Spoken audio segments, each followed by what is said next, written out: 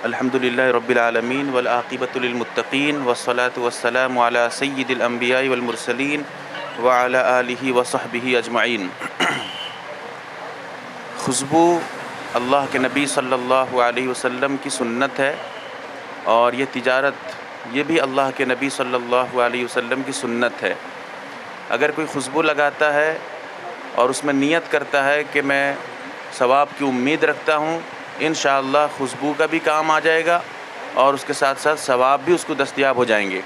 ویسے ہی اگر یہ بھی نیت کرتا ہے کہ میں تجارت کرتا ہوں، کچھ پیسے کماؤں گا اور معاش جو ہے اپنی اس کی حالت کو صحیح کروں گا، پھر اس میں نیت بھی رکھتا ہے کہ میں بہت اخلاص کے ساتھ کروں گا، نبی کی سنت سمجھ کر کروں گا، انشاءاللہ اس میں بھی ثواب ملے گا۔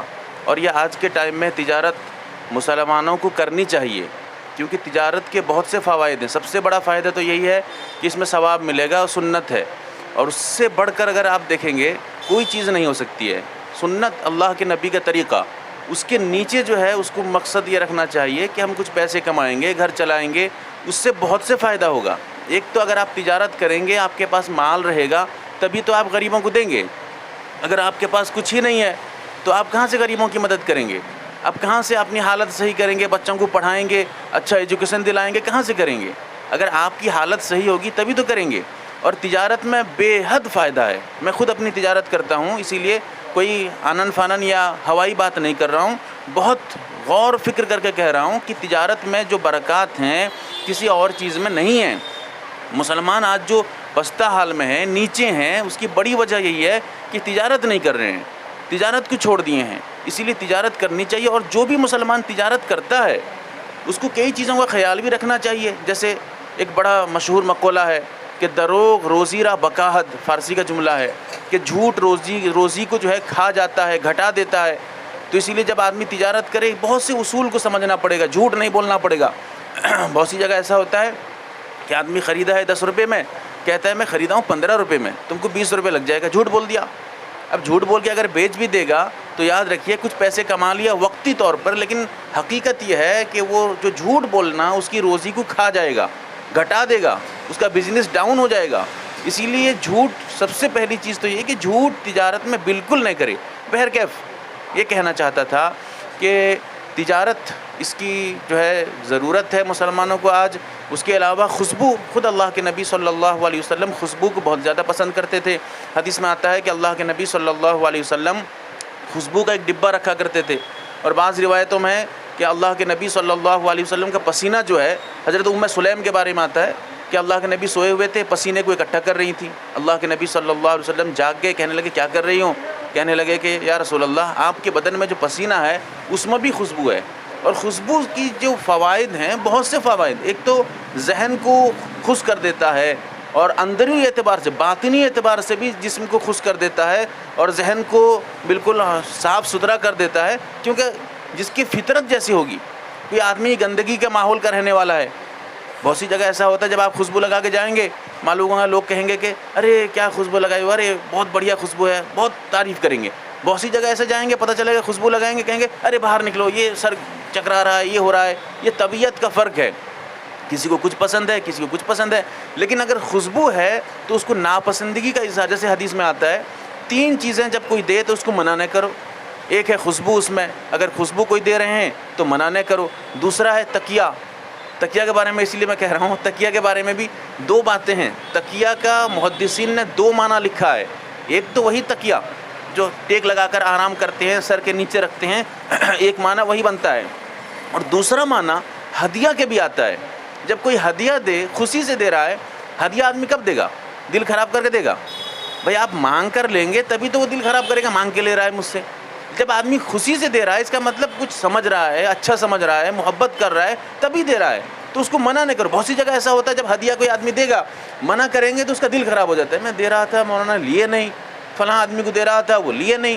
تو ہدیہ اپنی طرف سے آدمی دے رہا ہے، اس کا مطلب محبت کے اظہار کے لیے دے رہا ہے، خوشی سے دے رہا ہے۔ بہرکیف تکیہ کا 2 معنی ہوتا ہے، ایک تو تکیہ ہوتا ہے، دوسرا ہدیہ بھی ہوتا ہے۔ اور تیسری چیز حدیث میں آتا ہے کہ دودھ، جب آدمی دودھ دے تو اس کو بھی آدمی منع نہ کرے۔ بہرکیف خوشبو جب آدمی دیتا ہے تو اس کو منع نہیں کرنا چاہیے، خوشبو کا استعمال کرنا چاہیے۔ اور حدیث میں چند چیزوں کا بھی خیال رکھنا ہے، یہ صرف مردوں کے لیے نہیں ہے، خوشبو عورتوں کے لیے بھی ہے، لیکن اس میں فرق ہوتا ہے۔ فرق یہ ہے کہ عورتوں کی خوشبو میں تیزی کم ہو، یعنی اس کی جو خوشبو کی جو خوشبوجاہٹ ہے، اس کی جو کیا کہتے ہیں اس کی جو مہک ہے وہ زیادہ دور تک نہ جائے، قریب میں رہے۔ کیونکہ عورتوں کے لیے خوشبو جو استعمال کریں گے وہ اس مقصد سے نہیں کریں گے دوسروں کو سنگانا ہے، دوسرے اس سے معطر ہوں گے، خوشبو محسوس کریں گے دوسرے، کیونکہ وہ تو غیر ہوتے ہیں، ان کو وہاں مقصد نہیں۔ ہاں کم خوشبو، جس میں خوشبو عورتوں کے لیے حدیث میں آتا ہے خوشبو ایسے لگائیں کہ جس میں کلر ہو اور اس میں تیزی کم ہو، اس لیے کہ شوہر جو ہے جب بیوی کے قریب آئے گا تو اس کو خوشبو محسوس ہوگی اس وجہ سے۔ لیکن مرد کے خوشبو میں فرق ہوتا ہے، مرد کے لیے آتا ہے کہ اس میں رنگ نہ ہو، مرد کے خوشبو میں کلر نہ ہو، ہاں اس میں ہو تو کیا ہو نہ اس میں تیزی زیادہ ہو۔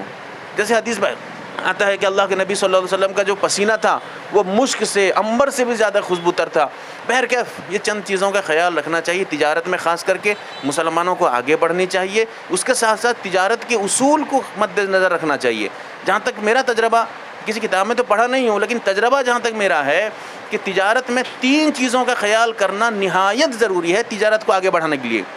ایک تو یہ ہے قیمت کا خیال کرنا، قیمت بہت عمدہ سے عمدہ قیمت ہو، اتنی بھی کم قیمت نہ ہو کہ جس سے آپ ہی نقصان میں چلے جائیں۔ اسی لیے مارکیٹ کو دیکھ کر قیمت رکھنے کی ضرورت ہے، ایک تو ضروری چیز یہ ہے۔ دوسری چیز کوالٹی بھی بہتر ہو، ایسا نہ ہو کہ قیمت گھٹا دیں گے اور کوالٹی بیکار کر دیں گے، لوگ آئیں گے نہیں، ایک بار آئیں گے پھر چلے جائیں گے۔ اس لیے کوالٹی بھی بہت اعلیٰ درجے کی اگر ہے تو آپ قیمت لگائیے، ہر کوالٹی کا سامان مینٹین کریے۔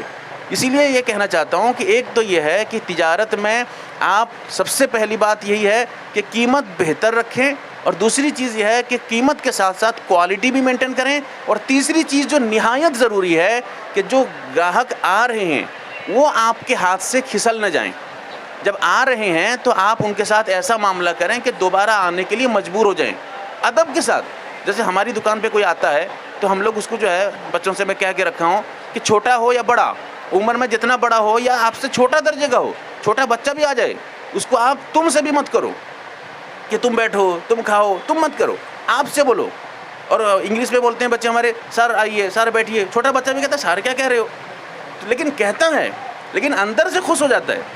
جتنا بھی آدمی ہوگا جب آپ اس کو اندر سے کہیں گے سر سر کریں گے، چھوٹا بھی ہوگا جانتا ہے میں کچھ ہوں نہیں لیکن اندر سے اس کو خوشی لگے گا، وہ ہو سکتا ہے 2 آدمی کو بھیج دے گا۔ تو یہ سب تجارت میں جو طریقہ ہے اس کو بھی ذہن میں رکھنا چاہیے۔ بہرحال یہ چند باتیں جو سمجھنے کی ہیں، اللہ تعالیٰ سمجھنے کی توفیق دے۔ وآخر دعوانا الحمدللہ رب العالمین۔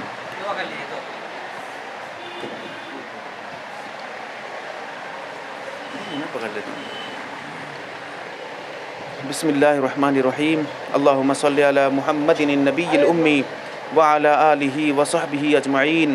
ربنا آتنا فی الدنیا حسنہ، ربنا آتنا فی الدنیا حسنہ، فی الدنیا حسنہ وفی الآخرۃ حسنہ وقنا عذاب النار۔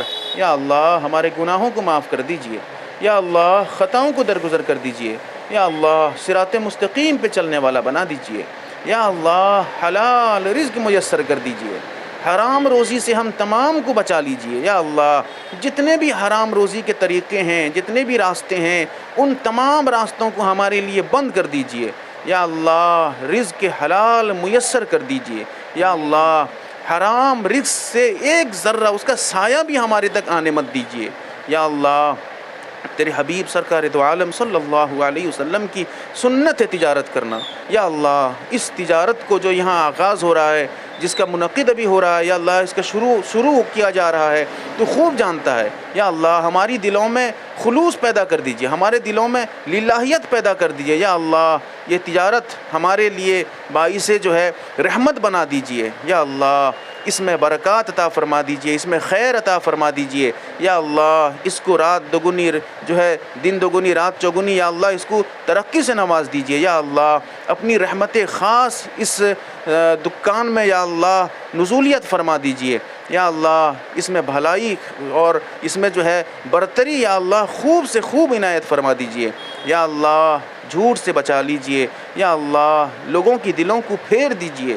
یا اللہ تیری اجازت کے بغیر کوئی یہاں آ نہیں سکتا۔ یا اللہ پرندہ پر نہیں مار سکتا، درخت پتے نہیں ہلا سکتے۔ یا اللہ تو لوگوں کے دلوں کو پھیر دیجئے۔ یا اللہ آپ سے ہی درخواست ہے، یا اللہ آپ کے علاوہ اس کام کو کوئی نہیں انجام دے سکتا۔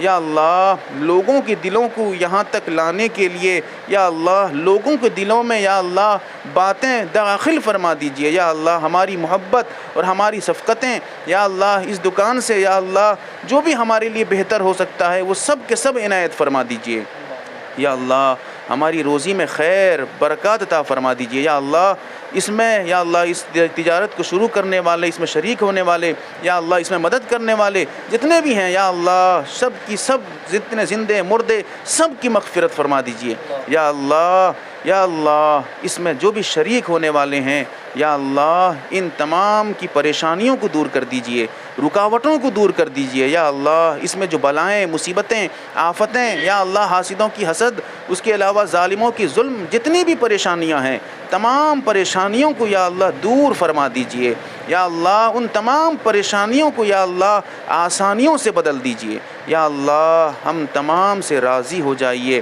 یا اللہ ایمان کے ساتھ دنیا سے رخصت کر دیجئے، یا اللہ موت کے وقت زبان پر کلمہ طیبہ جاری فرما دیجئے، ہماری دعاؤں کو محض اپنے فضل و کرم سے سرکار دو عالم صلی اللہ علیہ وسلم کے صدقے طفیل قبول کر لیجئے، صلی اللہ تعالی علی خیر خلقہ وعلى آله وصحبه أجمعين، سبحان ربك رب العزة عما يصفون وسلام على المرسلين والحمد لله رب العالمين.